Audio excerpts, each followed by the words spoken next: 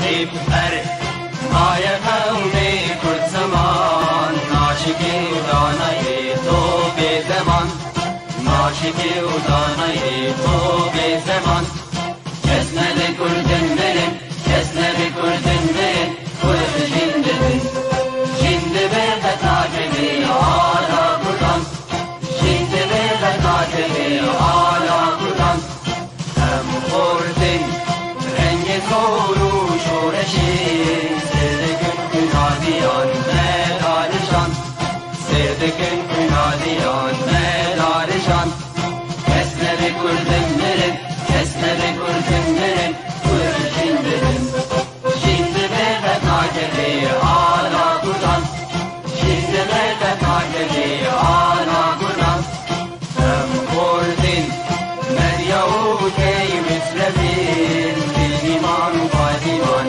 هر اجتماع ایمان و پالیمان کرد و کردستان کسنه کردن نره کسنه کردن نره کل جندبن جندبه بتاجبی آلا کردان جندبه بتاجبی آلا کردان لاوی کرد را بوی سرفی و شیران بابا بی نصیبکن تاجی جیهان بابا بی نصیبکن تاجی جیهان کسنه بکردن مرن کسنه بکردن مرن کل جندبن جندبه بتاجبی آلا کردان جندبه بتاجبی آلا کردان کردنون تر حاضر و آمادنه جان فدان جان فدا هر جان فدا جان فدان جان فدا هر جان فدا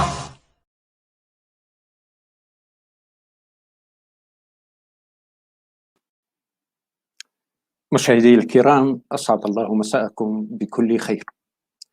الشرق الأوسط ومستقبل الكرد محور حلقتنا لهذه الليلة، سنناقشها مع ضيفي الكريمين الدكتور صلاح حدو والأستاذ والخبير في العلاقات الدولية الأستاذ مسعود محمد. أرحب بكم باسمي وباسم الاتحاد العام للاتحاد لكتاب الكرد في سوريا، وسأتطرق بداية إلى نبذة مختصرة عن كلا الضيفين. الدكتور صلاح حدو من عفرين قرية شيكاتو، مواليد 1964، درس كلية الطب طب الأسنان في حلب، اعتقل من قبل المخابرات العسكرية وهو طالب ثانوي، وكان لذلك التأثير الأكبر على اكتسابه الجرأة في العمل السياسي وانحيازه للدفاع عن حقوق شعبه الكردي. اعتقل للمرة الثانية عام 2004، كما تعرض لمحاولة اغتيال من قبل النظام البعثي عام 2007، واستشهدت على إثرها ابنته الصغيرة، ودخلت عائلته بأكملها العناية المشددة. دكتور صلاح له كتاب شعري بعنوان قصة وطن من عفرين إلى خنقي تحت عنوان الأمن الاستراتيجي الكردستاني، يعيش منذ 2019 في النرويج. ضيفي الثاني الدكتور مسعود محمد، كاتب سياسي لبناني كردي، ابن عائلة سياسية، والده فوزي محمد من مؤسسي الحزب الديمقراطي الكردستاني فرع لبنان. تبنى الكاتب الذي تجمعه علاقة طيبة مع معظم القيادات الكردستانية الإيرانية، تبنى قضايا كرد إيران، وكتب عن قضايا إيران عامة وقضايا كردها خاصة. نشر في العديد من الصحف العربية، ويكتب افتتاحية كل يوم اثنين لصحيفة بيروت أوبزيرفر التي تصدر من الولايات المتحدة الأمريكية. بقي هنا أن نقول الأستاذ مسعود مختص كما نوهنا في العلاقات الدولية، ويعمل حاليا على رسالة الدكتوراه، وله كتاب مطبوع تحت عنوان حلم الدولة من مهاباد إلى أربيل كردستان إيران. أهلا ومرحبا بكم مجددا. سنبدأ دكتور صلاح، سأبدأ منك، ما رأيك؟ شكرا سيدي، ولكن نحن أهل عفرين مشهورين بتضحياتنا وتقديم الغير لمحبتنا. لذلك أنا أتمنى على جنابك أن تقدم صديقي العزيز والباحث الكردي والحاصل على ماجستير في العلوم السياسية ويتحضر ليكون طالب مجد في العلوم، دكتوراه في العلوم السياسية. لذلك أنا سيسعدني كثيرا أن تبدأ بضيفي وضيفنا وصديقنا العزيز من كرد لبنان الذين لهم فضل كبير على الحركة الكردية. تحياتي، هكذا عودناك. تحياتي دكتور. إذن لننطلق من السي في الشخصي لك، أستاذ مسعود محمد، ابن أسرة كردية مقيمة في لبنان وعضو في الحزب الشيوعي اللبناني سابقا. كيف حافظتم على لغتكم الأم في لبنان؟ وهل من خطورة على ذوبان أبنائكم هناك؟ أولا تحية لك ولكل المشاهدين وللصديق الدكتور صلاح الذي عودنا دائما على طيب معشره. أشكره جدا وأشكركم جميعا. في لبنان جرت العادة بأن نتكلم داخل بيتنا بالكردية. أنا سأخبرك حادثة صغيرة هي دلالة على كيف حافظنا على اللغة. عندما أصبح عمري 3 سنوات وذهبت إلى المدرسة لم أكن أجيد العربية، كنت أتكلم بالكردية، فأرسلت معلمتي وراء والدتي وقالت: ابنك يقول كل الوقت أريد علكة مسكة. هي لم تفهم، عفوا يعني أعتذر بالتشبيه، أنا كنت أريد أن أذهب إلى الحمام، فكنت أقول لها عفوا أزميسكة، فما كانت تفهم علي لأنه كنت أنا أتكلم فقط الكردية. فأمي زودت معلمتي بالصف بمجموعة من الكلمات الدالة حتى تستطيع أن تتعامل معي، ومن هناك بدأت رحلتي مع اللغة العربية. في البيت نحن نتكلم جميعا اللغة الكردية ونعلم أولادنا منذ الصغر اللغة الكردية، وهكذا حافظنا على لغتنا الكردية وحافظنا على أصولنا وجذورنا الكردية، ونحن متعلقين ومرتبطين بالشأن الكردي كما قال الدكتور صلاح. فكل القيادات الكردية الكردستانية مرت من بيروت، وكانت بيروت حاضنة لهم، وكانت بيروت هي التي تؤمن لهم الدعاية السياسية والدعاية الإعلامية وتنشر أخبارهم في الإعلام، خاصة الإعلام اللبناني الذي كان له سمعة طيبة وما زال له سمعة طيبة ما بين الإعلام العربي رغم كل مهازل الزمن التي أصابت لبنان. يبقى لبنان له موقعه وله خاصيته وله شأنه الخاص مع الإعلام، وخاصة أن لبنان كان من أكثر الدول التي فيها على الأقل نفس من الحرية، حيث يستطيع كل المظلومين في العالم أن يأتوا إلى لبنان وينشروا رسالتهم السياسية من خلال لبنان. نحن حافظنا بصعوبة على لغتنا، ولكننا أصرينا على أن نحافظ على لغتنا ونتكلم بلغتنا، ولذلك نشأ جيلنا كله يتكلم اللغة الكردية. والآن الجيل الصاعد الجديد حتى يحاول أن يقرأ ويكتب اللغة الكردية، وهناك جمعيات عندنا في لبنان مثل الجمعية الخيرية الكردية التي تنظم دورات لغة كردية وتستعين بأهلنا من أكراد سوريا الموجودين في لبنان، والذين هم بصراحة متقدمين علينا بمسألة اللغة، هم يساعدون بعملية تنظيم دورات اللغة داخل الجمعية لكي يتعلم أولادنا حتى القراءة والكتابة. نعم. أستاذ مسعود، هل يمكننا الحديث عن عضو لكم في البرلمان؟ والله يا سيدي أنت يعني تضرب على الوتر الحساس. أوكي، سأسرد لك تجربة الكرد بدخول إلى المؤسسات في لبنان. بداية لم يكن لنا في كل لبنان سوى مختار واحد يمثل الأكراد. تخيل، بكل مؤسسات الدولة كان عندنا رقيب بالدرك وكان في عندنا مختار. كان قبل الحرب بلبنان أكثر من 100,000 كردي، والآن هناك أكثر من 20,000 كردي داخل لبنان. 20,000 كردي كان يمثلهم في لبنان مختار ورقيب في الدرك. انتفض الأكراد وقام الأكراد بتجربتين ناجحتين. بالتجربة الأولى ترشح المرشح وهاب إلى الانتخابات الكردية، ورفعنا شعار صوت الكردي للكردي. في حينها الكل قال بأنه ليس هناك إمكانية بأن يجمع أصوات ولا أحد سيؤيده، وتبين أن للأكراد ثقل، وخاف السياسيون اللبنانيون من الأكراد حينها، وتبين أنه عندما يكون هناك وحدة قرار كردي هناك إمكانية لإيصال نائب للبرلمان. ولكن القرار السياسي الطائفي في لبنان منع وصول الأكراد، لأن الأكراد محسوبين على السنة في بيروت، والسنة لم يقبلوا بأن يتخلوا عن مقعد للأكراد. لذلك أنا شخصيا كتبت كتاب مفتوح لرئيس الوزراء سعد الحريري حينها، ولرئيس مجلس النواب نبيه بري حينها، طالبت فيهم بأن يكون هناك إسوة بالأقليات المسيحية حيث لهم مقعد للأقليات، بأن يكون هناك أيضا مقعد في البرلمان اللبناني للأقليات الإسلامية، وأن يتولى هذا المقعد كردي، وخاصة أن للعلويين مقعد وهم أقل عددا من الأكراد داخل لبنان. وإخوتنا الأرمن لديهم وزراء ولديهم نواب ولديهم كل شيء.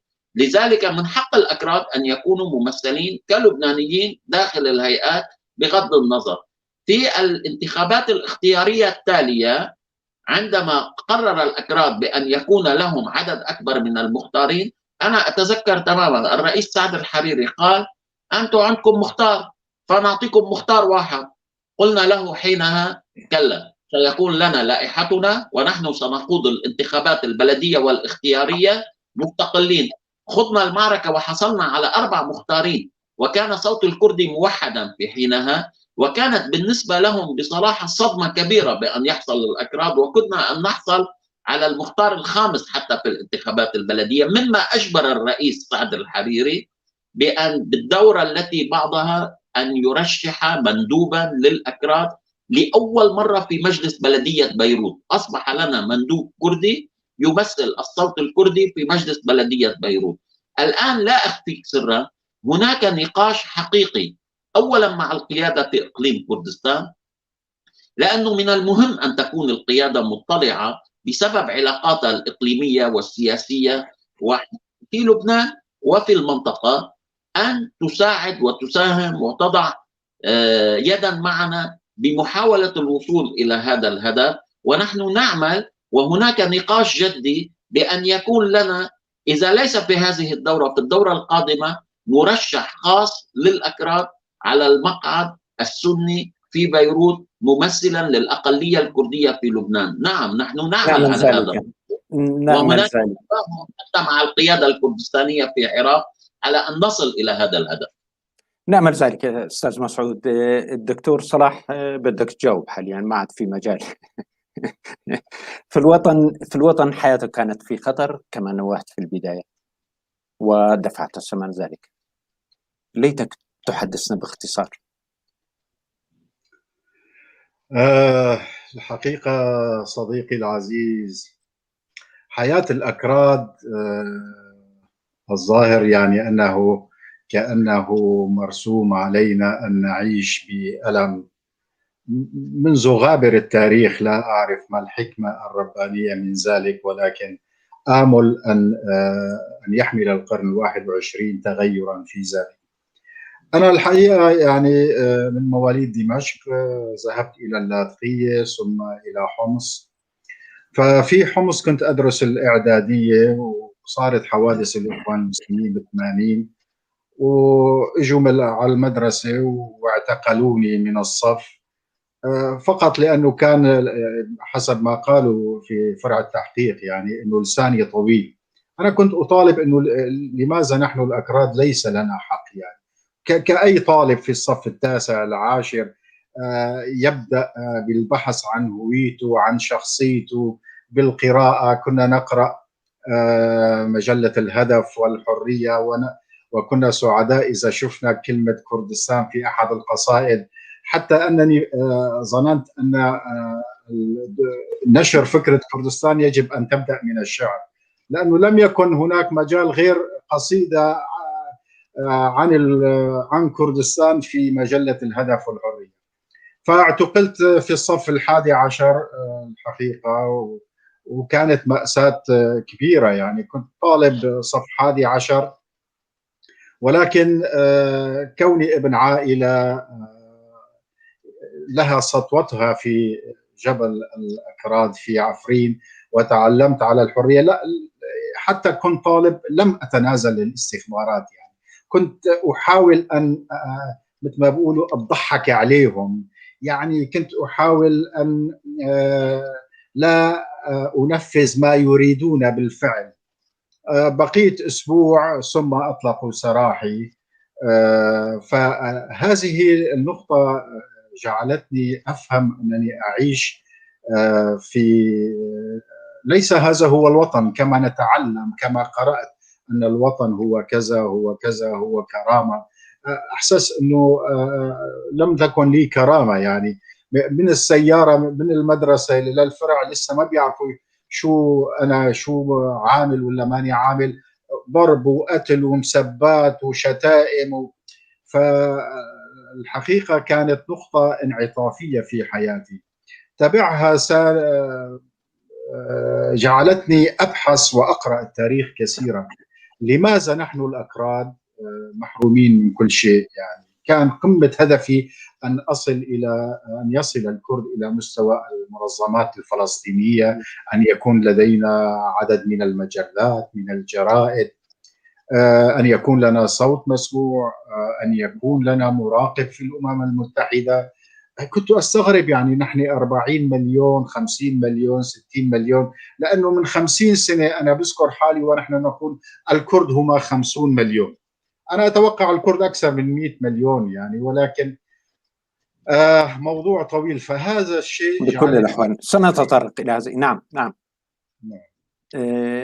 المرة الثانية اعتقلت في 2004، وحكى الأمن أنه نحن اعتقلنا طاووس عفرين، لأنني استطعت أن أعمل أمور تثبت هويتنا الكردستانية في عفرين، فكانوا يخافون من ذلك. قالوا لي بصراحة مجرد أن تخرج من عفرين يا أخي أنت اطلع لحلب لحمص واعمل اللي بدك إياه، يعني بس أنت هون عم بتشوشر علينا. الشوشرة كانت أني كنت أفضح مخططاتهم. يعني أنا عشت بين العرب وأفهمهم تماما، وأفهم سيكولوجية التفكير، وفهمت سيكولوجية الأمن منذ اعتقالي الأول والثاني. فبحثت في هذا الجزء بالخاص، يعني جزء الأمن وقمع الشعوب. قرأت لسعيد الجزائري المخابرات والعالم وأكثر من لأفهم كيف نستطيع أن نصل. الحقيقة تجربتي مع النظام السوري هو نظام غبي. يعني أنا أكثر من جلسة كان لنا، والأمن كان كل فترة يستدعينا.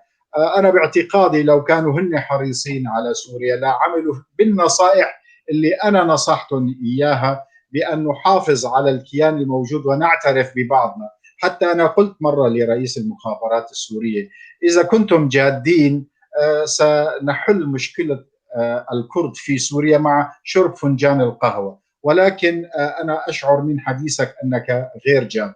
لذلك حدثت بعدها محاولة اغتيالي بعد لقائي مع رئيس المخابرات السورية، التي أتت على هامش أو على خلفية أنني ترشحت في 2003 لمجلس الشعب كعضو مستقل عشائري، ودعمتني عشيرتي في ريف حلب التي تقدر بحوالي 60,000 رشواني، ودعمني كافة الأحزاب.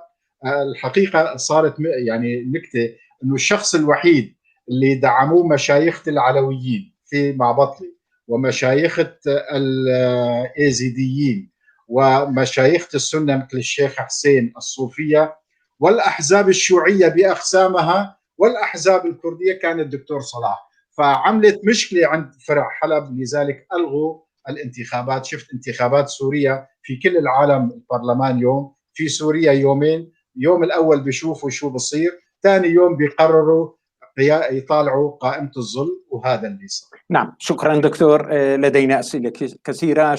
شكرا الأستاذ مسعود فوزي، أنت معروف كخبير في شؤون كردستان إيران. تقويمك لأجزاء كردستان بشكل عام وكردستان إيران بشكل خاص، لا سيما أمام حملة العدمات التي تتم بحق أصحاب الرأي. أولا أناشد من خلال هذا البرنامج كل العقلاء في هذه اللحظة الصعبة بأن نكون جميعا خلف كردستان العراق، فهي العمق القومي الأمني لنا جميعا، هي أمننا القومي الكردستاني. وأطالب الجميع بأن يكونوا عاقلين في التعامل مع الخلافات الداخلية ومع كل هذه المسائل التي تحصل هناك. اليوم عندنا قاعدة خلفية مهمة جدا نستطيع أن نتحرك جميعا من خلالها، هي كردستان العراق. الأحزاب الكردستانية الإيرانية كافة موجودة في كردستان العراق، وهي التي تؤمن لهم الخلفية لعملهم السياسي ولعملهم العسكري وللانطلاق من هنا باتجاه تحقيق أهدافهم السياسية والعسكرية في كردستان إيران. لذلك أولا وآخرا الحفاظ على تجربة كردستان العراق، هذا بداية قبل أي شيء، لأننا جميعا نشعر بأن هذه التجربة مهددة، وهناك من يحاول أن يسقط هذه التجربة. لذلك على الجميع بدون استثناء التخلي عن كل الخلافات والوقوف صفا واحدا خلف قيادة كردستان العراق في هذه. ماذا عن كردستان إيران وأنت خبير في شؤون؟ بالنسبة لكردستان إيران هناك مشكلة الوحدة التي هي نفس مشكلة أكرادنا في سوريا. هناك انقسام داخل الأحزاب الكردية الرئيسية في كردستان إيران، ولكن أنا أعلن بشارة من خلال هذا البرنامج. أنا شخصيا أولا كنت موجود عند الانشقاق الأول في الحزب الديمقراطي الكردستاني، وأنا شخصيا جمعت الأستاذ عبد الله حسن زادة والأستاذ مصطفى هجري في اللحظة الأولى من الانشقاق، وقلت لهم إن شقيتم سياسيا لا بأس، ولكن لا قتال. ونجحنا بأن نمنع أي قتال بين الحزبين، وحافظنا على حزب الدكتور عبد الرحمن قاسملو للمستقبل. بلحظتها ما كنا قادرين نحافظ على هذا الحزب بشكل موحد، استطعنا أن نحفظه للمستقبل. البشارة التي أعلنها الآن، هناك مفاوضات جدية، وأنا اشتغلت على هذا الملف أكثر من 10 سنوات وأنا أعمل على هذا الملف. وحدة الحزب الديمقراطي، رفع اسم الدكتور عبد الرحمن قاسملو ورفع اسم الدكتور شرفكندي من جديد في كل الساحات. هناك مفاوضات أصبحت تقريبا في خواتيمها لتوحيد الحزب الديمقراطي، وهناك مفاوضات في الصف الآخر في حزب كوملا بشقيه بثلاثة أقسامه. أنا أعمل أيضا على ذلك الملف، وأستطيع أن أعلن بشارة جيدة بأنه على الأقل جناح الأستاذ عبد الله مهتدي وجناح عمر خانزادة أصبحوا قريبين جدا من الوحدة، وهذا سيساعد بشكل مهم. والأهم من ذلك، هناك الآن جبهة كردستانية إيرانية تضم الأحزاب الأربعة، وهم ينسقون بشكل جيد، وأصبح لديهم وجودهم داخل كردستان إيران. والحزب الديمقراطي ببشمركة، خاصة قسم الأخ مصطفى هجري، هم موجودين داخل كردستان إيران ويتحركون، وكذلك جناح الأستاذ عبد الله مهتدي لديه بشمركة يتحرك وينتقل إلى إيران ويخرج وينشر الدعاية السياسية. أستطيع أن أقول لك بأن وضع كردستان إيران جيد. جماهيرنا هناك متحفزة، جماهيرنا هناك مستعدة بأي لحظة إذا صار انتفاضة جدية وهناك قرار سياسي جدي بأن يقاتلوا وأن يواجهوا النظام الإيراني. ولكن المشكلة بالقرار الدولي، ليس هناك قرار دولي لإسقاط النظام الإيراني، وبالتالي أي تحرك سياسي الآن في هذه اللحظة سيكون، خاصة التحرك العسكري، سيكون تحرك حرج غير مدعوم لن يستطيع أن يقوم بأي عمل عسكري مؤثر في هذه اللحظة. لذلك من الأفضل أن نبني جبهتنا السياسية داخل كردستان إيران، وهناك عمل جدي على هذا الموضوع لبناء تلك الجبهة السياسية داخل كردستان إيران. وأستطيع أن أؤكد لك بأنه هناك تفاهم مهم بكردستان إيران، والآن انتقل العمل لبناء جبهة إيرانية. هناك نقاشات جدية يجريها الأخ مصطفى هجري والأخ عبد الله مهتدي مع الأطراف الأحوازية ومع البلوش ومع التركمان ومع الأزريين داخل كردستان إيران والمناطق الإيرانية الأخرى، لأنه أريد أن أشرح لك مسألة مهمة. حدود إيران يمسكها الشعوب الإيرانية التي يسميها النظام الإيراني أقليات. إذا الأكراد والبلوش والأحوازيين والتركمان اتحدوا وأعلنوا الثورة في مناطقهم، سيختنق الفرس في وسط إيران، ولن يستطيع الفرس أن يكون لهم أي منفذ خارج إيران. لذلك من المهم جدا أن نعمل على هذه الجبهة ونوحد هذه الجبهة، وأن يكون شعارنا في هذه المرحلة إسقاط النظام بإيران. بعد ذلك سيكون هناك ديمقراطية وحرية، وسنسعى إلى الفيدرالية لأكراد إيران داخل إيران. أتمنى ذلك. بريقة أمل. أحييك دكتور. دكتور صلاح حدو، أنت ترى دائما مصدر معاناة الكرد من بريطانيا حسب متابعتي له، رغم دخول الكثيرين على الخط. لماذا تحديدا بريطانيا؟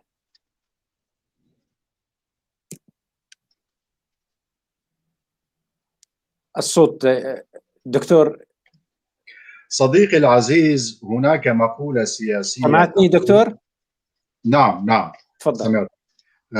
هناك مقولة سياسية تقول إن شعبا يشخص مرضه بشكل خاطئ لن يشفى، وهذا كلام سليم أثبتته الوقائع. أنا من دراستي للتاريخ الكردي بعين مراقب وعاشق لإيجاد ثغرة لحلحلة هذا الحصار على القضية الكردية، قابلت في كل مفاصل التاريخ المحاولات الكردية فشلت بسبب دور بريطاني، إن كان مباشرا أو غير مباشر، إن كان من ثورة الشيخ عبيد الله النهري وثورة البدرخانيين، ثم ثورة الشيخ سعيد بيران وديرسم، وصولا إلى مهاباد، والدور البريطاني مشهور في إفشال دولة مهاباد، وصولا إلى الريفرندوم الأخير ودور بريطانيا حتى في احتلال عفرين. ما وضحه التاريخ لي أن ملف الشرق الأوسط المعني الأكبر به كانت بريطانيا، كما أن فرنسا معنية أكثر بملف أفريقيا. لذلك أنا اقترحت على القيادة في كردستان، وأعتقد أنهم أخذوا اقتراحي على محمل الجد. أنا اقترحت بفتح ملف من الصفر، ملف العلاقات مع بريطانيا. وأنا أقول لبريطانيا أننا كمثقفين كرد، ولست أنا فقط الدكتور صلاح، ولكن الكثير من المثقفين الكرد يعرفون وباتوا يعرفون تماما أن من يقف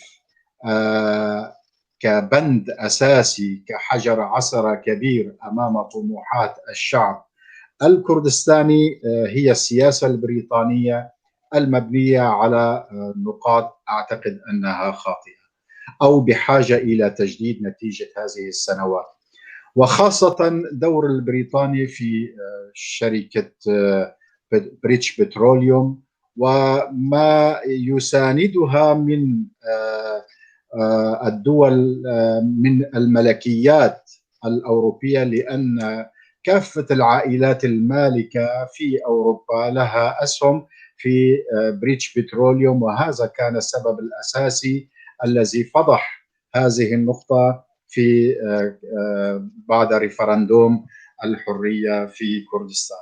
أنا أطالب الساسة البريطانيين ومن منطلق إنساني وأخوي، ولا أطمح في عدائهم لأننا لسنا بقوتهم، ولكن أطالب الساسة البريطانيين كمثقف أن يبدأوا بفتح صفحة جديدة في العلاقات مع كردستان وآمال الشعب الكردي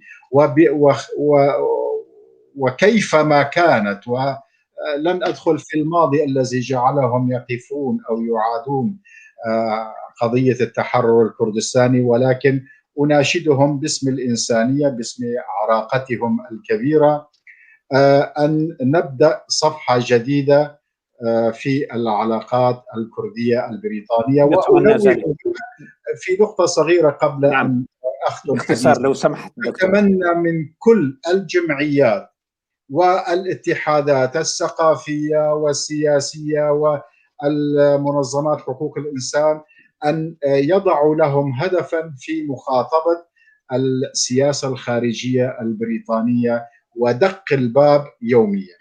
نتمنى ذلك. تردنا أسئلة كثيرة سنتوقف عليها بالتأكيد، يسعدنا ذلك. أستاذ فوزي مسعود، ماذا عن البارتي الممثل التاريخي لكرد إيران؟ وسؤال فرعي، لم نعد نسمع بقاسملو آخر وشرفكندي آخر في هذا الحزب.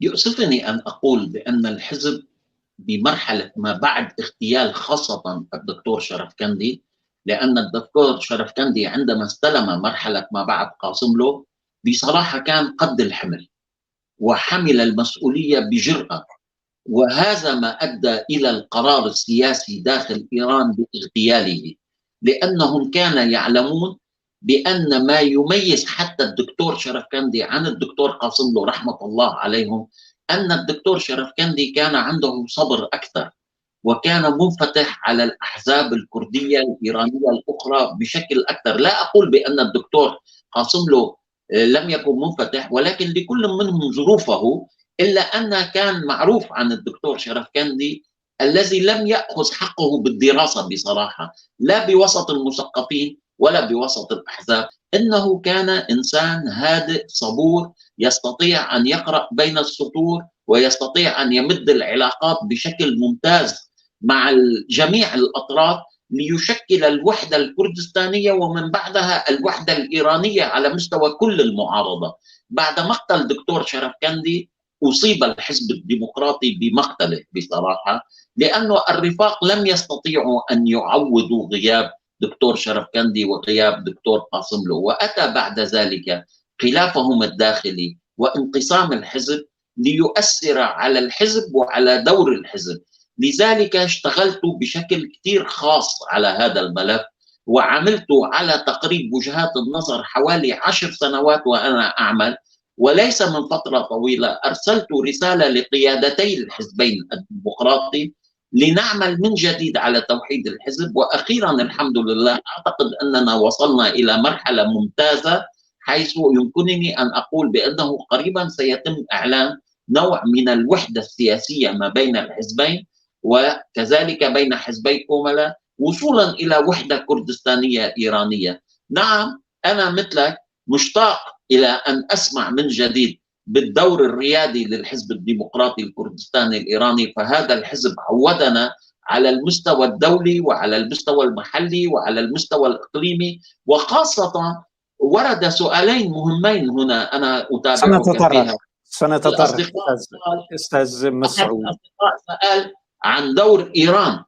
دور إيران في هذه المرحلة شئنا أم أبينا دور إقليمي مهم في المنطقة، وهي تحاول أن تفرض على المنطقة أجندتها. نحن بحاجة إلى حزب ديمقراطي قوي لمواجهة هذا الدور الإيراني، وعلى الجميع أن يساهم بتقوية الحزب الديمقراطي وبتوحيد الحزب الديمقراطي، وكذلك توحيد حزب كوملا وتوحيد المعارضة الكردية الإيرانية، لأن المعارضة الكردية الإيرانية هي الأداة الأقوى، ونحن من لدينا قوات بشمركة عسكرية جاهزة نستطيع أن نشتبك مع هذا النظام بأي وقت إذا وجد القرار السياسي. وبالختام أنوه بما قاله الدكتور صلاح حول الدور المشبوه لبريطانيا، وأتمنى مثله أن نصل إلى مرحلة نستطيع أن نتفاهم نحن والبريطانيين على المستقبل معا، لأننا مضطرين بأن نعيش معا وأن نكون معا. شكرا دكتور صلاح. عفرين، الجرح وأنت ابن عفرين، لماذا وصلت إلى هذا المصير المفجع؟ سيدي، حقا عفرين هو جرح عميق يعني في قلب أي كردي، وأنا واثق هو في قلبك كابن القامشلي ربما مثلي أو أكثر كابن عفرين. أنا هذا ما أشعر به عندما أكون بين المثقفين الكرد، وخاصة في اتحادنا. أراهم أن عفرين ومأساة عفرين وآلام الشعب الكردستاني في عفرين هي هاجس الجميع، يعني حتى أحيانا أشعر أنهم يفوقونني ولاء وانتصارا لعفرين. ولكن كما قلت يا سيدي، إن شعب يشخص مرضه بشكل خاطئ لن يشفى. لنأتي إلى الأحداث التي سبقت عفرين، احتلال عفرين بهذا الشكل الهمجي وبشكل بسيط. جميع الكرد في كل العالم هدفهم الاستراتيجي يطلبون وطن، فهناك من شخص الحالة الكردستانية بأنهم لا يحتاجون وطن، يحتاجون إخوة ديمقراطية، وهذا التشخيص خاطئ للمرض، وأعطوا أدوية تناسب الحل الإيكولوجي، وكانت النتيجة درامية علينا. قلنا كثيرا نحن في كردستان سوريا ليس لنا قدرة على مواجهة تركيا. تركيا تحتل جزء كبير من كردستان، ولكن من الغباء أن نعمل صورة كبيرة لعبد الله أوجلان الكردي التركي مقابل الحدود التركية لاستفزاز الرأي العام التركي والاستخباراتي. طبعا أشك حتى أن عمل الصورة كان هناك كمخطط عمالة من قيادة حزب العمال الكردستاني. ثانيا، عندما نريد أن نشخص مرضنا يا أخي العزيز في اليوم دكتور لدي أسئلة كثيرة بهذا الخصوص. ما هو مرعب في ملف عفرين هي المستوطنات. ماذا يجب علينا أن نفعله لمنع محو الملامح الكردية لعفرين قلب كردستان سوريا؟ لا شك أن التغيير الديمغرافي هو من أقذر ما تقوم به السلطات الدكتاتورية. لم يحدث يوما أن قامت سلطة ديمقراطية في دولة ما بتغيير ديمغرافي. حتى التغيير الديمغرافي الذي حصل بحق الهنود الحمر يعتبر وصمة وجريمة في جبين الأمريكان، السلطات الأمريكية. حقيقة ما يحصل هو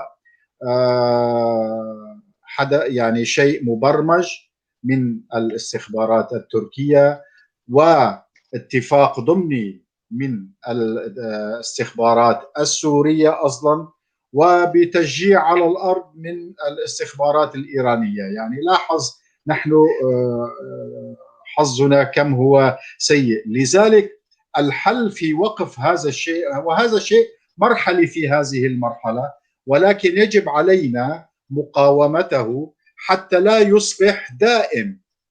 في زمن الحروب هناك تغيرات ديمغرافية في كل أماكن ممكن تصير، ولكن هي تغيرات مؤقتة. تركيا تطمح لأن تجعله تغيير ديمغرافي دائم، ولذلك علينا أن نواجه هذه الحقيقة بعدد من الأمور الاستراتيجية التي يجب على الكرد القيام بها. أنا قلت يعني يردنا دكتور سؤال ملفت متعلق بالموضوع ذاته. مصدق عاشور الأستاذ: لقد حذرت ممثل محي الدين شيخ علي بخطورة احتواء المهجرين حيث سيتحول إلى احتلال.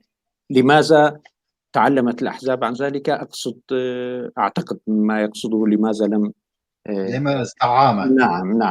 نعم أيضا في هذا السياق. تفضل.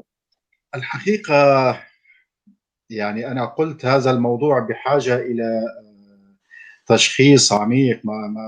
يعني يأتي سبب الإشكال من بداية بكك في عفرين وإلى النتيجة الدرامية والدراماتيكية التي أوصلونا إليها. أنا مع الإنسانية في أي مكان، مع استقبال المحتاجين عندما تكون منطقتنا منطقة أمان كما كانت في عدد من السنوات، ولكن يجب أن تكون الأمور مدروسة دائما. PKK كحزب راديكالي يساري، الحقيقة التفكير العسكري هو المسيطر على فكر هذه الأحزاب، والتفكير العسكري لا يمكن أن يفهم أبعاد السياسة، وهذا ما حدث. يعني هذا ما حدث. أنا برأيي وطرحت المبادرة الأولى وخاطبتهم عندما بدأت 72 طائرة في الطيران وقصف أجواء عفرين. قلت لهم يعني الرسالة الدولية واضحة، لذلك يجب عليكم أن تسحبوا البساط من تحت الحكومة السورية التي تآمرت مع تركيا، ومن تحت الدور الروسي الحقير والإيراني أصلا، بأن تتفاوضوا مع الأتراك بتسليم المدينة ضمن شروط لدخول العنصر التركي بعيدا عن العنصر العربي، وتحموا المدينة من التدمير والسياسة التي هم مقبلون عليها. ولكن للأسف يعني العسكر عندما لا يريدون أن يفهموا يخونون. هذا رأي أردوغاني أو كذا، وكان ممكن أن نضرب كافة المتعاونين أو المتآمرين على عفرين لو كان هناك عقل سياسي بين جماعة البيادي أو الإدارة الذاتية في عفرين بالتفاوض مع تركيا. بعد اليوم الأول 72 طائرة، نحن لسنا بحاجة لمقاومة العصر، فليس هناك منطق عاقل يقول أن تقاوم مدينة صغيرة ثاني جيش في الناتو. شكرا دكتور، شكرا. الأستاذ مسعود فوزي، صدر لكم كتاب حلم الدولة الكردية من مهبات إلى أربيل كردستان إيران. هل ترون في أربيل امتداد لمشروع الشهيد قاضي محمد الموؤود؟ أصلا أربيل هي توأم مهبات، والملا مصطفى البرزاني رحمة الله عليه ذهب إلى مهبات ليكون قائد جيشها ويدافع عنها، وبالتالي الارتباط الروحي من مهبات إلى أربيل والارتباط الفكري والسياسي من مهبات إلى أربيل موجود بالجغرافيا وبالتاريخ وبالوجدان. هذا سامحني مش مسعود محمد يستطيع أن يقيم هذه التجربة. هذه التجربة قيمتها دماء الشهداء البرزانيين والأكراد العراقيين الذين انطلقوا خلف الملا مصطفى البرزاني ليدافعوا عن مهبات. وكذلك لم يقصر أهل أكراد إيران بالدفاع عن أربيل عندما احتاجت أربيل إليهم. وأنا أعلم بأن القيادات الكردستانية الإيرانية كانت دائما جاهزة بقواتها العسكرية وبقواها السياسية للدفاع عن أربيل وعن وجود كردستان إيران. وبالتالي الترابط الروحي والوجداني والفكري والسياسي موجود بمسعود محمد وبدون مسعود محمد. أنا نقلت في كتابي ما هو موجود بالواقع، والواقع يقول بأن الحلم ممتد من مهبات وإلى أربيل. من حقنا أن نقرر مصيرنا. قام الرئيس مسعود البرزاني بالاستفتاء بالرغم من كل الرأي العام الدولي الذي قال له لا تقم بهذا الاستفتاء، وجعلنا ندفع ثمنا غاليا الرأي العام الدولي لأننا واجهناه ووقفنا بوجهه، وأسقط من يدنا عبر بعض خواناء الداخل مدينة كركوك. ومع ذلك أنا أقول حقنا أن يكون عندنا هذا. ربما الظروف السياسية الآن ليست مناسبة، ولكن لا أحد يستطيع أن يسرق منا هذا الحلم، لا في مهابات ولا في أربيل ولا في ديار بكر ولا في القامشلي ولا في عفرين. حقنا بأن يكون عندنا هذا الحلم. نتمنى ذلك، نتمنى. دكتور صلاح، أنت من الذين تتحدثون دوما عن دور المثقف. كيف تقيمون دور المثقف الكردي خلال ال10 سنوات الأخيرة؟ هل يا ترى كان بمستوى الحدث العظيم؟ سيدي، أنا في البداية راح أعرف المثقف مثل ما أنا بشوفه. يعني المثقف لو سمحت. نعم، هو صاحب الفكر النير الذي يرى المستقبل نتيجة الآليات والمعطيات التي لديه قبل غيره، ولكن يحافظ على شرفه وضميره وثقته بشعبه أو ثقة شعبه به.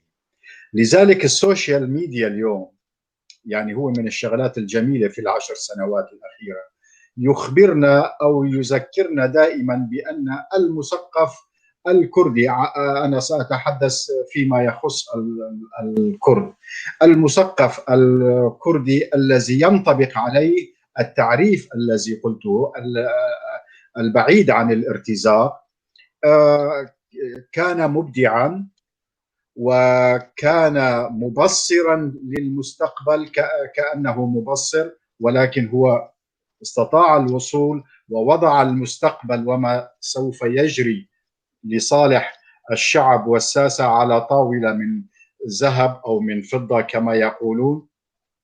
ولكن المشكلة، هل سمع الساسة صوت المثقف الكردي؟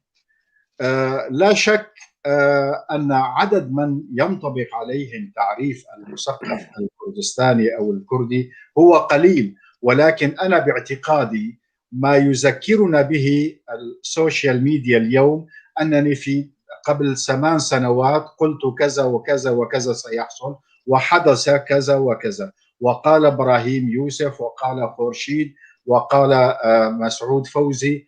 يذكرنا السوشيال ميديا بأننا كنا بعيدين عن الخطأ وقريبين من الصواب أكثر من 80%، ونحن أشخاص عاديين بعيدين عن المؤسساتية التي يعيش بها الغرب. لذلك أنا أعتقد أن المثقف الكردي كان مبدعا، ولكن صوته لم يكن مسموع. للأسف ما زال معظم القادة المرحليين السياسيين يبحثون عن الولاء أكثر مما يبحثوا عن الإبداع الذي يخدمه. ولدينا آلاف الوثائق التي يمكن أن نقدمها في المواقف الاستراتيجية. قدمنا رأي كذا، عندما أخذوا به نجحوا، ولكن أخذوا به باسم أحد آخر، حتى لم يتنازلوا أن يقولوا هذا الرأي المبدع كان من كذا. شكرا دكتور. الأستاذ مسعود محمد، عول كثيرون على جو بايدن 6 أشهر مرت والكرد ليسوا في حساباته، ماذا ينتظر بعد؟ أولا علينا أن نتكل على قوانا الذاتية. هذه هي رسالتي لكل أجزاء كردستان. بدون أن يكون عندنا قوى ذاتية محلية متفقة ومتحدة، كما تراني أراك يا جميل، هكذا يقول المثل.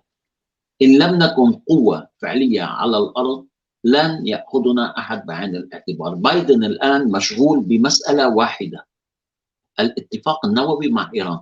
هذا هي بالنسبة له داخل الشرق الأوسط أولويته. بعد أن يتفق على الاتفاق النووي مع إيران سيكون هناك تفاصيل أخرى، ولكن أقول لك بأن كردستان العراق وليس كل العراق هي ضمن الاستراتيجية الأمريكية، وسيتم الحفاظ على منطقة كردستان العراق، ليس لأن الأمريكيين طيبين وهم يحبون الأكراد، لأن منطقة كردستان العراق كجغرافيا تفصل ما بين المنطقة العربية وإيران، هي مهمة بوجودها وبموقعها وبالدور الذي يمكن أن تقوم به لمنع التقدم الإيراني باتجاه هذه المنطقة. لذلك نجد بأن الدول العربية تقريبا كلها مجتمعة تؤكد على دور وأهمية كردستان العراق، وتساند كردستان العراق وتقف خلف كردستان العراق وتعمل كل شيء حتى لا يسقط كردستان العراق. أصبح كردستان العراق هو العراق في هذه المرحلة، وهو الذي يحافظ على العراق والدور العراقي ووحدة العراق واسم العراق ويبقيه دولة مستقلة. كان بإمكان الأكراد أن ينفصلوا بالبدايات بالتسعينات، لكنهم لم ينفصلوا، قرروا أن يبقوا ضمن العراق وأن يحافظوا على هذه الدولة. بايدن أجندته خاصة، يريد الانسحاب من المنطقة، يريد أن ينكفئ إلى داخل أمريكا، يريد أن يواجه المارد الصيني، بالنسبة له أهم بكثير من المنطقة عنا. هناك خطر حقيقي على كل أمريكا. الصين تقريبا مشترية كل شيء داخل أمريكا، وتستطيع بلحظة من اللحظات أن تستولي على الاقتصاد الأمريكي. لذلك هناك قلق حقيقي من الصين. الأولوية بالنسبة للأمريكان الصين والتوجه الصين ومواجهة الصين، نحن بالنسبة لهم تفصيل صغير على الخريطة. لذلك لا ننتظر شيئا من بايدن. شكرا. وردتنا الآن ملاحظة من زميلنا الشاعر نزار يوسف، يقول بما معناه نتمنى من المثقفين الكرام عدم ذكر اسم أي جزء من أجزاء كردستان، عدم ذكر اسم الدولة المحتلة لهذا الجزء، وكأنه هذا الجزء تابعا ومرادفا للسلطة المحتلة، جنوب كردستان وليس كردستان العراق، وهكذا شمال كردستان وليس كردستان تركيا إلى آخره. ولنضع النقاط على الحروف لنكون مثالا صادقا للمستمعين والمشاهدين. مع الشكر، كل الشكر صديقي زميلنا نزار. نعم نعم. الدكتور صلاح حدو، الشاعر والطبيب، كيف توفق بين ذلك؟ قلت لك في البداية صديقي، أنا عندما كنت أشاهد قصيدة صغيرة أو حتى لم تكن قصيدة بمفهوم القصيدة في مجلة الهدف والحرية، كنت أظن أن الطريق لنشر اسم كردستان هو عبر الشعر. لذلك أعتقد أن من يقرأ كثيرا يصبح شاعرا. أنا مع هذه النقطة، ولكن هي مشاعر أكثر منها. نحن الكرد تعلمنا دائما أن نخبئ أو أن نواري أو أن نعطي صور رمزية نتيجة الديكتاتوريات التي كنا نعيش تحتها قبل خروجنا إلى أوروبا. فكانت الرمزية في الشعر تساعدنا كثيرا، وأعتقد أن هذا هو السبب الأساسي. النقطة الثانية، الإنسان الكردي مليء بالمشاعر، الحب والعشق والكره والبغض والاحتقار، المشاعر التي يراها، والنظرة الدونية من المحتلين والظلم، وهذه كلها تخلق لديه موجات عارمة من المشاعر لابد أن تخرج عبر شيء ما، إن كان في كتابة الشعر أو الغناء. لذلك لاحظ أن الثقافة أو الفلكلور الكردي من أغنى الثقافات في الشرق الأوسط. الحقيقة أنا حاولت أن أكون حتى في مهنتي من المبدعين دائما، لحتى أثبت أن الكردي قادر على النجاح والإبداع، وهذه نظريتي من اليوم الأول إلى الآن. أحب أن يكون الكردي في كل مكان مبدعا، لا أن يعتبر أن الظروف ظلمته لذلك عليهم أن يراعوا وضعه لأنه كردي. بالعكس، أنا أعتقد أن الكردي الذي سيخدم قضيته يجب أن يكون مبدعا في كل منحى من مناحي الحياة التي يعيش بها، بدءا من أنه كعامل عادي وصولا إلى في الطب والهندسة وكافة العلوم. لذلك أنا أركز على هذه النقطة، وأتمنى من الجيل القادم أن يتبع هذه الاستراتيجية لأنها استراتيجية صحيحة. نعم. الأستاذ مسعود محمد، ماذا تخبرنا عن مشروعك الأكاديمي؟ إلى أين بحثيا؟ ماذا ننتظر منك؟ أولا، أنا الماجستير مالي كانت عن العبودية في الإسلام. كتبت رسالة عن العبودية في الإسلام، وأخذت نموذج كيف استعبد هؤلاء الدواعش نسائنا الإزيديات الأحرار، وماذا كان الهدف من وراء الفعل الذي قاموا به. وسألت سؤالا مهما في رسالتي: هل هم يتبعون القواعد الشرعية الإسلامية بالعملية التي قاموا بها؟ وكانت هناك خلاف حقيقي بيني وبين المشرفة على رسالتي، لأنها قلقت وشعرت بأنني مسكت بتفاصيل مهمة لها علاقة بالاعتقاد وبالوجدان لهؤلاء المسلحين الذين كانوا بكل إيمان يمارسون هذا الفعل بحق نسائنا الأحرار. فقالت لي بكل وضوح: مسعود، هل تعلم أنت ماذا تكتب؟ قلت نعم، وأنا مصر أن أكتب، وهذه ليست أول مرة. على فكرة، بين هلالين بال2010 عندما بدأت مواجهتي مع حزب الله بلبنان والقوى المناوئة لإيران، الكل قال لي بال2005 عفوا، الكل قال لي: مسعود، أتعرف نتيجة ما تقوم به؟ كانت النتيجة أن نشروا صورتي مع العلم الإسرائيلي وخونوني، وأنا من 2010 لم أذهب إلى لبنان ولم أشاهد أمي إلا بعد 7 سنوات. والآن أنا مستعد أن أقوم بنفس الشيء.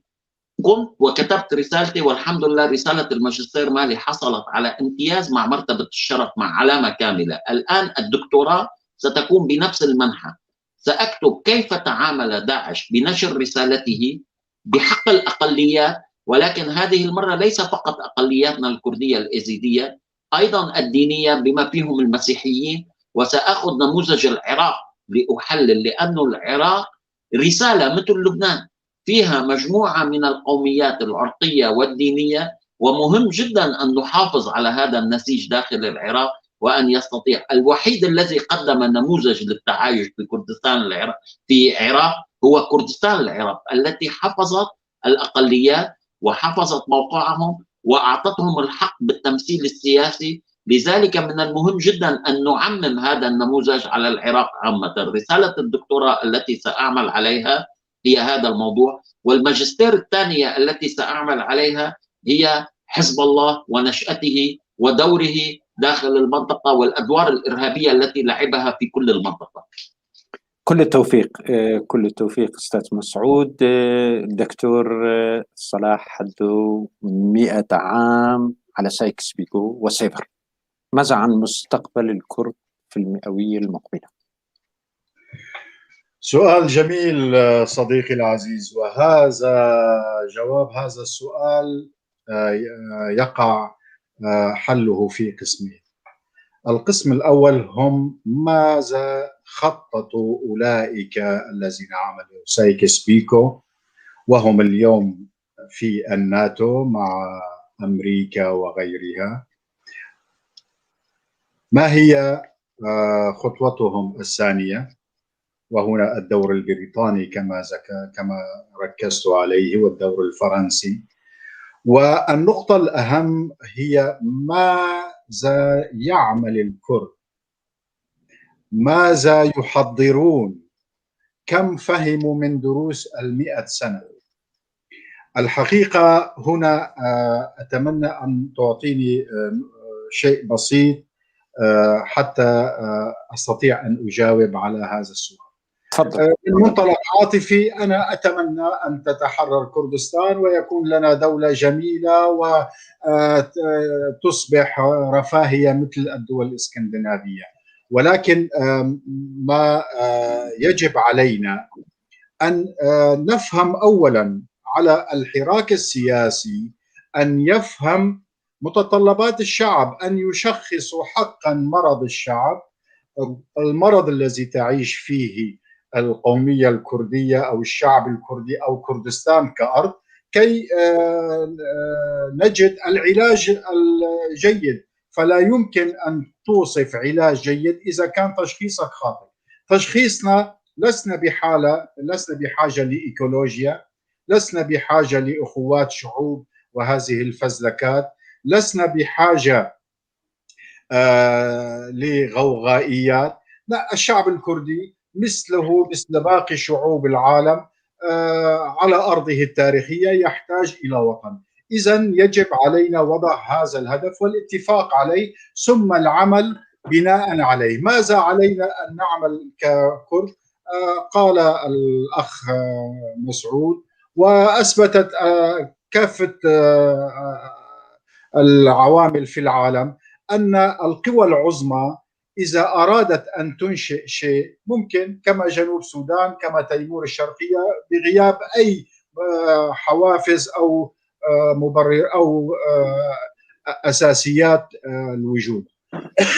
ولكن إذا كنا شعبا واعيا واستطعنا تجميع أصواتنا كما فعل الكرد في لبنان، كان الحريري ممكن يعطيهم مختارين، هن لما اجتمعوا واتفقوا بين بعضهم حصلوا على 4 مع الخامس كان راح يحصلوا عليه. لذلك الكرد اليوم بحاجة إلى توحيد هذه النقطة. كل من يطرح موضوع خارج موضوع آمال الشعب الكردي وهو إقامة دولة كردستان، هذا يعتبر تشخيص خاطئ، وعلى الشعب الكردي أن لا يثق به بعد اليوم. وإذا كان هناك مجال سأضع آلاف الوسائل. النقطة الثانية، من يريدون هذا الهدف يجب أن يتحدوا ويضعوا خطط مشتركة. أنا لا أقول شخص قائد واحد، أن يضعوا قيادة جماعية للوصول لتحقيق هذا التشخيص الذي وضعوه والذي هو انعكاس لمتطلعات الشعب الكردي. إن استطعنا أن نعمل ذلك، وأنا أعول على الدور المثقف، وخاصة أنا لاحظت البعض كتب أنه ليس هناك مثقفين كرد، فليعودوا لما يكتب المثقف. الكثير لا يقرأ ماذا يكتب المثقف ويأتي اليوم ليقول ماذا فعل المثقفون الكرد.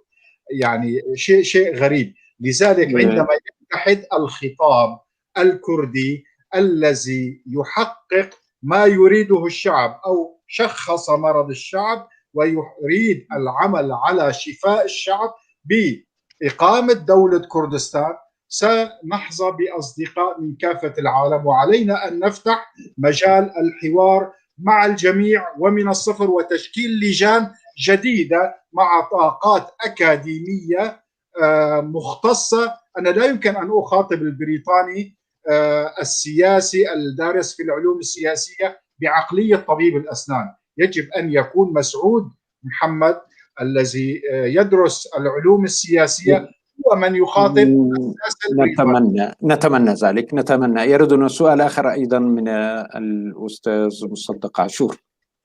ماذا يعرف الأخ صلاح، الدكتور صلاح حدو، عن النورماندي في فرنسا وعن كورنويل في بريطانيا عن كردستان؟ يقصد أعتقد النورماندي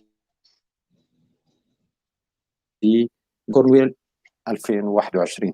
باختصار لو سمحت دكتور صلاح.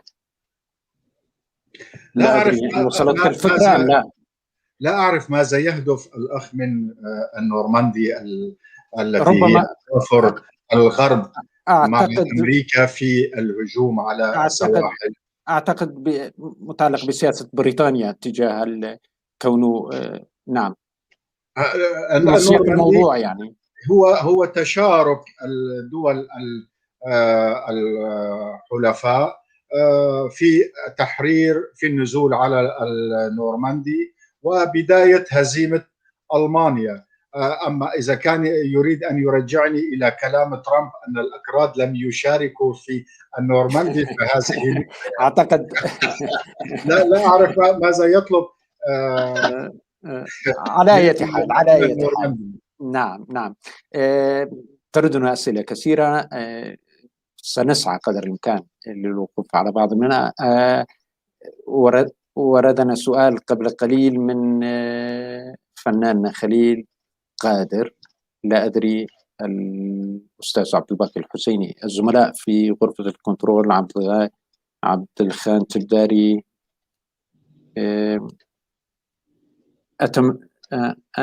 أتمنى من الضيوف الأستاذ صلاح حدو، كان سؤال موجه لك لذلك طلبته.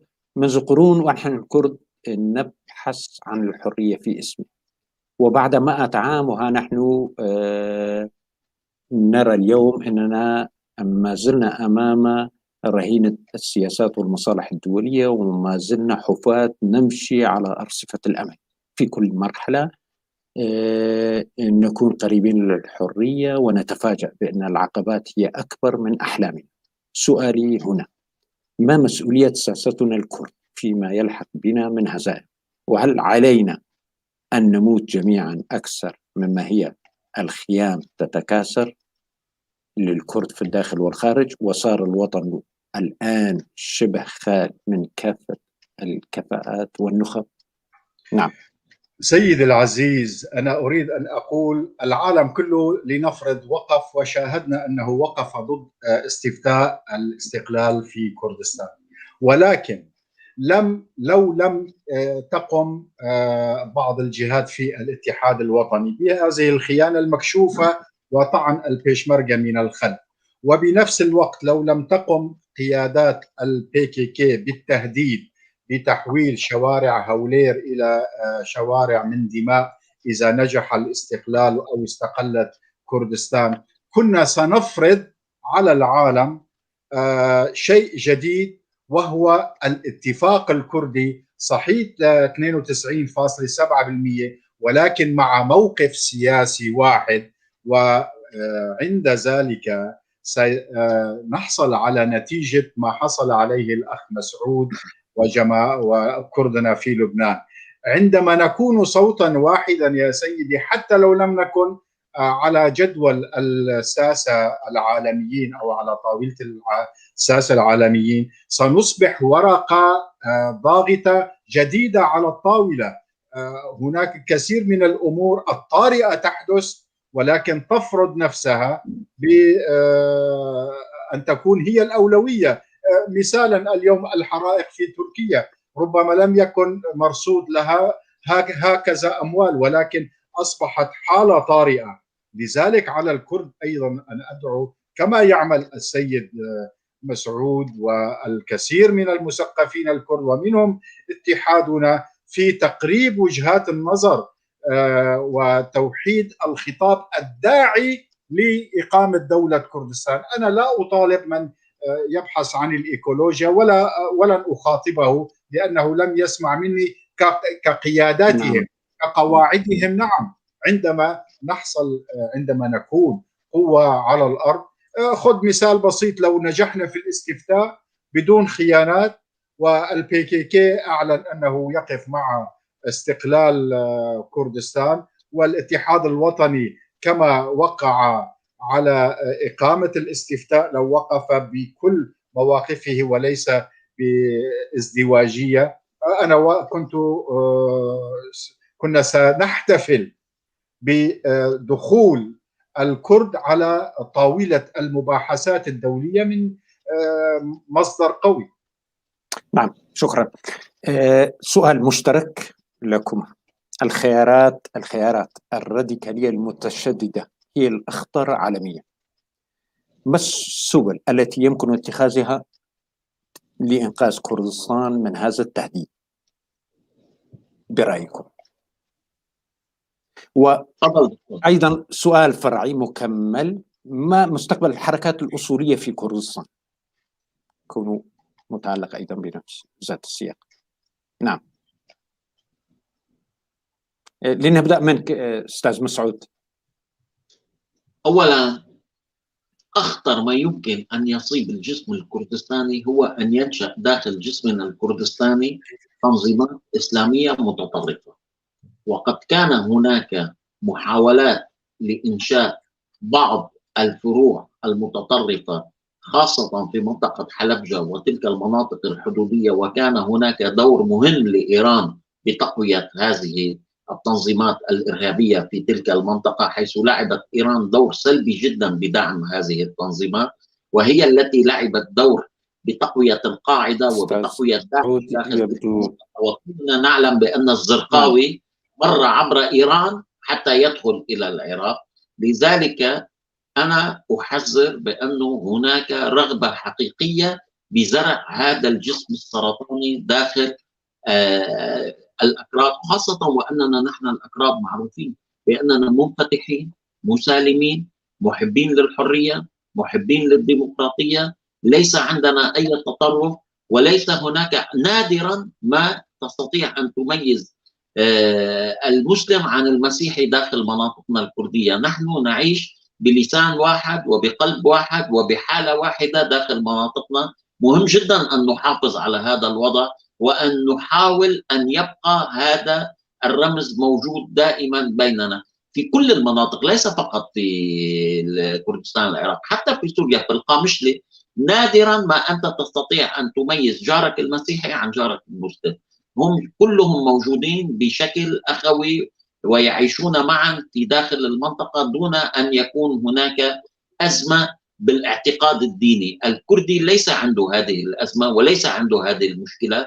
هذه المشكلة يحاولون زرعها داخل منطقتنا. مهم جدا أن ننتبه إلى هذا الموضوع وأن لا نسمح بهذا الجسم السرطاني بأن يتطور داخل منطقتنا ويكبر.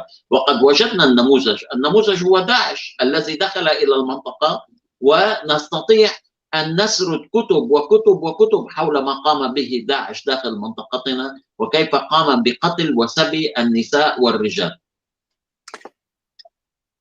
شو المستقبل؟ شو بتتوقع مستقبل هالحركات؟ هذه الحركات تستند إلى أجندة دولية، وهذه الأجندة الدولية هي التي تحركها. هل تستطيع أن تقول لي كيف استطاع أن ينتقل 5000 مقاتل من أوروبا عبر تركيا إلى العراق وسوريا لو لم يكن هناك غض نظر دولي عن هذا الموضوع، ولو لم يكن هناك إرادة دولية بأن يصل هؤلاء المقاتلين لأن يعبثوا داخل منطقتنا ومثلهم من الشيشان ومثلهم من المناطق الأخرى؟ كيف استطاعوا أن ينتقلوا كل هؤلاء المقاتلين ويكونوا موجودين داخل منطقتنا إن لم يكن هناك غض نظر دولي؟ هناك أجندة دولية خفية تعمل على تقوية هذا التطرف ليحاولوا ضرب الوحدة داخل المنطقة ويحاولوا أن يفككوا هذه المنطقة إلى دويلات عرقية وطائفية متناحرة. نعم، دكتور صلاح، ما رأيك بهذا؟ وأنت أيضا كتبت الكثير عن هذا الموضوع. يا سيدي، أنا سأستشهد بالكاتب الأفريقي آلان مابانكو في روايته فلفل صغير، نقلا عن الزعيم الأفريقي جومو كيناتا. قال: عندما جاء البيض إلى أفريقيا كانت لدينا الأرض ولديهم الكتاب المقدس. لقد علمونا أن نصلي وأعيننا مغمضة، ثم فتحنا أعيننا كان الكتاب المقدس بيدنا والأرض بيد البيض. يعني يسألني الكثير يعني، وسأجاوب بشكل شفاف. متى بدأت منذ متى الدم الكردي يسيل بهذه الغزارة وبهذا ونتعرض لهذا الاضطهاد؟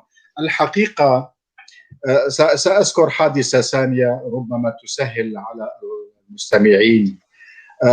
كيسنجر في كتابه ذكر أنه في أحد لقاءاته مع الزعيم السوفيتي الأخير كان يقول، سأله: أنتم تعانون من مشكلة في القمح وكنتم من أكبر الدول المصدرة للقمح، لماذا نشأت هذه المشكلة لديكم؟ متى نشأت؟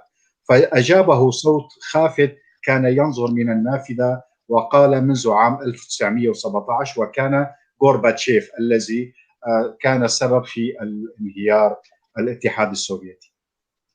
في كردستان بدأ الدم الكردي يسيل منذ 1400 عام عندما دخل الإسلام.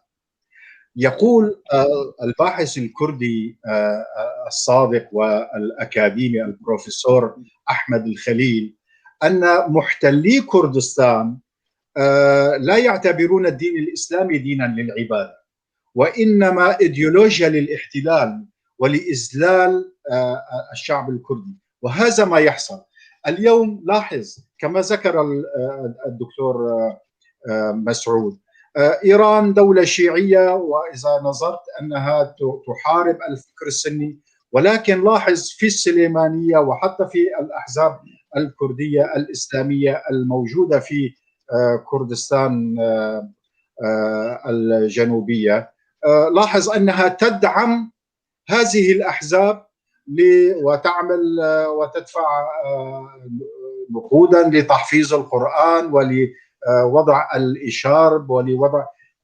إذن علينا أن الكرد بعيدون عن التزمت وبعيدون عن الإرهاب الأصولي والفكر الإسلامي، ولسنا أبدا مناخا مناسبا كي ينمو هكذا فكر. ولكن ما يجب على الكرد أن يقفوا وبصوت واحد ضد مشاريع الأحزاب الإسلامية. الإسلام السياسي لسنا بحاجة ككرد للإسلام السياسي بالمطلق، وأعتقد أن كردستان العراق التي يجب علينا جميعا أن نحافظ عليها وننطلق منها لإقامة إقليم في كردستان سوريا، في كردستان تركيا، في كردستان إيران.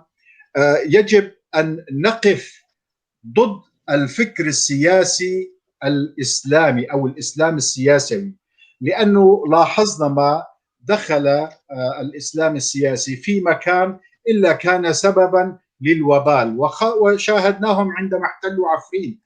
يسأل المواطن العفريني كم عدد صلوات كذا، وينشر فيديوهات وهو يسكر ويسرق ويغتصب الحرائر. طيب أين التعاليم الإسلامية شرائعك مما تفعله أنت؟ هو بس يسأل الكردي لأنه لا يفهم العربية كم عدد الركعات، الكردي لا يفهم ما هو السؤال، فلذلك يجيبه غلط وهو ينفذ عكس ما يقوله. لذلك أتمنى على جميع الساسة الكرد والحكومات المشكلة وقيد التشكيل أن تنظر بنظرة الريبة تماما لكل حزب إسلامي، ويجب منع الأحزاب الإسلامية السياسية بين الناس لنترك الإسلام دينا للعبادة. وهناك شيوخ في الإسلام ومفكرين إسلاميين كبار يتبعهم الملايين، أنا أجلهم وأنا ابن عائلة من المشايخ، ولكن يجب أن نفصل الدين الإسلامي في كردستان عن السياسة تماما، لأن كردستان هي خليط من عدد من المذاهب والمكونات الأخرى. نعم، شكرا دكتور. فدرالية كردستان في 4 أجزاء كردستان، هل هي نقطة البداية بالنسبة للسؤال الأستاذ خورشيد الشاعر ميديا الشيخي؟ شكرا. يردني سؤال أيضا، أعتقد أن مصير باقي مناطق روجأبة كمصير عفرين طالما السلوك سلطة الأمر الواقع لم يتغير برفع الأعلام والصور. سؤال موجه للأستاذ مسعود، وسنختم حلقتنا لهذه الليلة بعدها. تفضل. أولا، هم روجأبة هو هم كبير، وأدعو الجميع من خلال هذا المنبر أن يعملوا على برنامج المصالحة والوحدة الذي وضعه الأخ الرئيس مسعود البرزاني. دون أن نصل إلى الوحدة لن يكون هناك مستقبل لروجافا. وأنا لا أقول ذلك فقط لكي أدعم موقف الرئيس مسعود البرزاني، أنا أقول لأنه من مصلحة الشعب الكردي في سوريا أن يكون هناك عندهم وحدة داخل صفوفهم، حتى ولو اتفقوا بلحظة من اللحظات فيما بين بعضهم يا أخي بشكل استثنائي أنه نحن مصلحتنا نرجع نتفاهم مع النظام، فليكن خلي يكون في وحدة داخل التفكير العقل الكردي السوري بأن يضع برنامجه، لأنه حالة الشتات التي نراها الآن وحالة التطرف التي نراها الآن داخل روجافا بالمقابل الآخر، وعدد كبير من الأحزاب. بصراحة أنا اليوم إذا بدي أعدد الأحزاب الكردية السورية ما بعرف أعددهم، 40 50 55 حزب، الله أعلم. للأسف نعم. لذلك قبل كل شيء علينا أن نسعى إلى برنامج وحدوي. قبل أن نبدأ بهجوم على بعضنا، من السهل جدا الآن أن أبدأ بعملية هجوم لن تنتهي إلى الصباح. رسالتي الوحيدة لروجافا: حافظوا على هويتكم، لكم هويتكم الخاصة. لقد كان أكراد سوريا رديف أساسي لكل الثورات الكردية، دعموها وساندوها ووقفوا معها، ولنا في ذلك مثال المغني محمد شيخ رحمة الله عليه الذي ذهب حتى إيران لدعم الثورة الكردية والقضية الكردية. أكراد سوريا لم يقصروا ولا يوم بدعم كل القضايا الكردية في كل المناطق. الآن هم بحاجة أن نعمل جميعا على مساعدتهم على بلورة برنامج سياسي يقربهم من بعض ويوحدهم من بعض. هذا هي رسالتي، ما عندي أي كلام ثاني. لست مستعد لا أن أهاجم أحد ولا أن أختلف مع أحد. أنا فقط يعني على طريقة أخونا دكتور صلاح سأدعو لهم بأنه الله يهديهم ويتوحدوا. أحييك. شكرا أستاذ مسعود. دكتور صلاح، كلمة أخيرة باختصار. سيدي، أنا أتمنى طبعا ونعمل لذلك. التمني هو كلمة لطيفة للمشاهدين، ونعمل لذلك. أنا أتمنى أن يتوحد الخطاب الكردي في كردستان الغربية. هناك الكثير، سأكمل جملتي ثم سأرد على نقطة صغيرة. الأنكسة، المجلس الوطني الكردي، مطلوب منه خارطة طريق. الحقيقة هو مقصر تماما، هو موجود في الائتلاف، لم يظهر لنا خارطة طريق قبل احتلال عفرين وبعد احتلال عفرين وإلى اليوم. وكذلك الطرف الآخر الجنرال مظلوم عبدي، أقول له جاءتك الفرصة الذهبية، أنت انتميت للباككا لتحرير وتوحيد كردستان، وباككا تغير ولم يعتذر كما قال رضا ألتون في لقائه مع جريدة السفير في عام 2016 أنهم أخطأوا في طرح موضوع كردستان بعد 4000 قرية مدمرة، 400 قرية في كردستان العراق. أنا أدعوه أن نحن نعول عليك لأنك ابن عائلة، ونعتقد أن مورثاتك يجب أن تلعب الدور الإيجابي.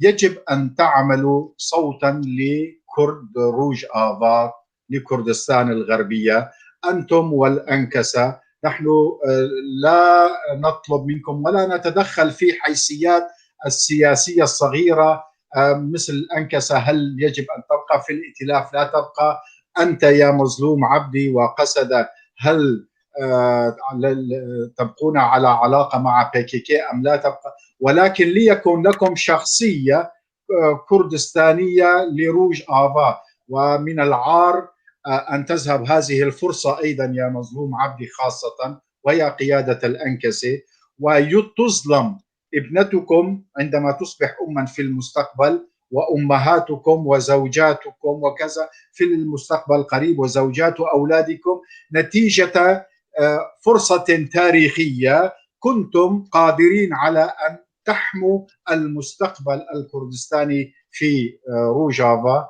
ولم تفعلوها. لذلك أنا أعول على السيد مظلوم عبدي لأن رئيس أمريكا أطلق عليه لقب الجنرال، ونحن نعرف أن الألقاب كل من أخذها عن طريق قادة كبار. لذلك الفرصة التاريخية اليوم موجودة. إن وحدنا خطابنا ككرد سوريا، يا مظلوم عبدي، أنت اليوم لديك إمكانية كبيرة بتوحيد الخطاب الكردي مع الأنكسة، ليس كرجالات أنكسة، كفكر كردستاني لإقامة دولة كردستان أو للفيدرالية الكردية في روج آفا. كلمة أخيرة لمن ركزوا 10 مرات على أن الدكتور صلاح يقول كردستان سوريا وكردستان في النرويج. معلش سأرد بشكل لطيف. أنا في النرويج تقدمت بطلب اللجوء السياسي. أنني من كردستان. من أي كردستان؟ أنا من كردستان يا أخي. أنا كردستان هي دولة واحدة، أنتم قسمتموها كأوروبيين. ولكن إذا لم تقل لهم عبارة واقعية أنا من كردستان سوريا، من كردستان العراق، فهذه ليست بمعنى أنني أعترف باحتلال السوري لكردستان، لأن أصلا سوريا ما هي اللي عملت عفرين ضمن كردستان، بريطانيا وفرنسا هن اللي عملوها. تحياتي للجميع، وفرصة جميلة جدا أن كنت شريك للباحث الكردي الذي استفدت منه كثيرا، الأخ مسعود فوزي. أعتذر. شكرا. وأضم صوتي بصوتك بما يختص بموضوع الأخ مظلوم عبده. أضم صوتي بشدة إلى صوتك. نتمنى ذلك وشكرا لحضوركم معنا أعزائي المشاهدين. داهمنا الوقت. شكرا لمتابعتكم، وشكرا لكل من كتب لنا ولم نستطع أن نرد عليه نظرا لضيق الوقت. وإلى حلقة أخرى نترككم برعاية الله. شكرا.